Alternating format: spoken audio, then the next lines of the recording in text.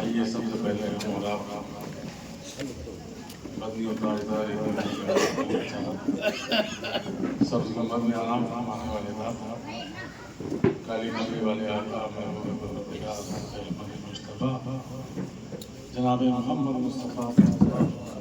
اللہ علیہ وسلم کی مقدس بارگاہ میں جھوم جھوم کر اللہ کا نذرانہ پیش کر پڑھے بلے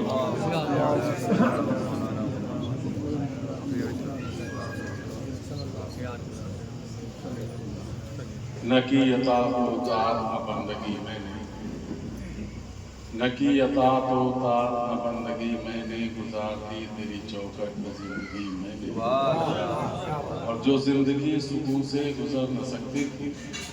تیرے کرم کے سہارے گزار میں نے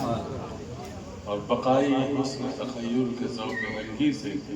حریم ناز کی دنیا سنبھال دی میں نے آج کی محفل جشن عید میلاد النبی صلی اللہ علیہ وسلم بسلسلہ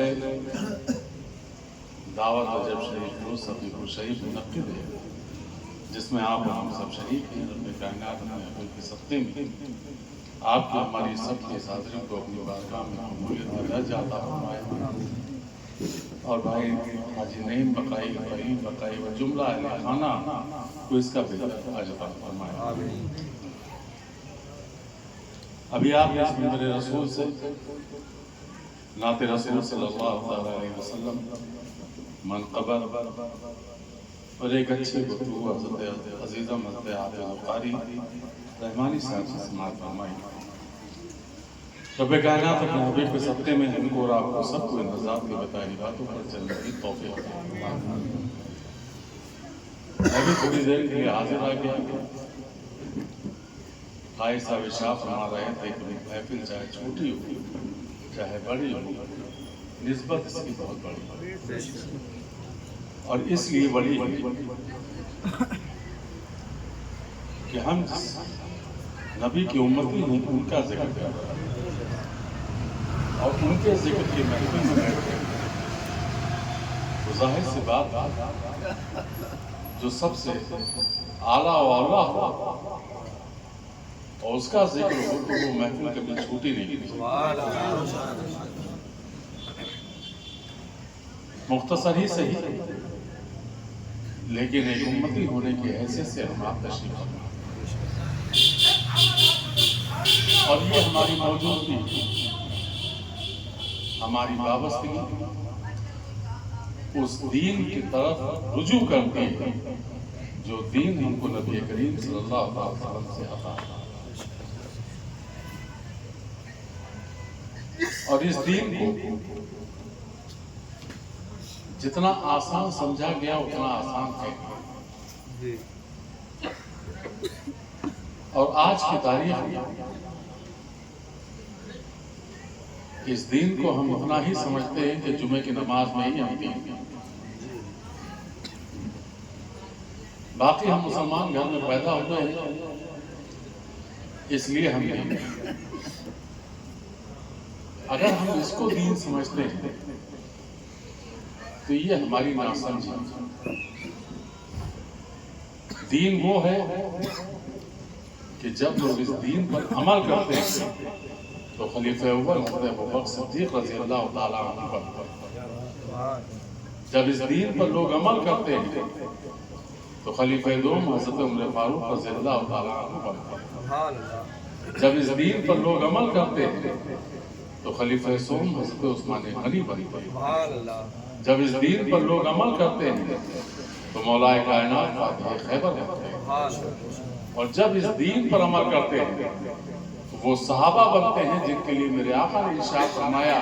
کہ یہ میرے صحابہ آسمان میں تاروں کے مانند اور پھر یہ دین جس رفتار کے ساتھ چلا تابعین سے تبع تابعین سے علماء مجتہدین سے اور اللہ کے ولیوں سے یہ دین ہم تک آتا چلا گیا لیکن بڑی ذافشانی کے ساتھ یہ دین بڑی محنت و مشقتوں کے ساتھ یہ دین آیا بڑے امتحانات سے گزر کر کے یہ دین آیا ہاں اس دین پر ہم اتنا آسان سمجھتے ہیں کہ اللہ کا بے پناہ شکر و احسان ہے کہ یہاں جتنے لوگ بیٹھے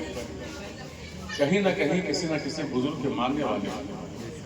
کسی نہ کسی خانقاہ سے وابستہ ہوتے ہیں۔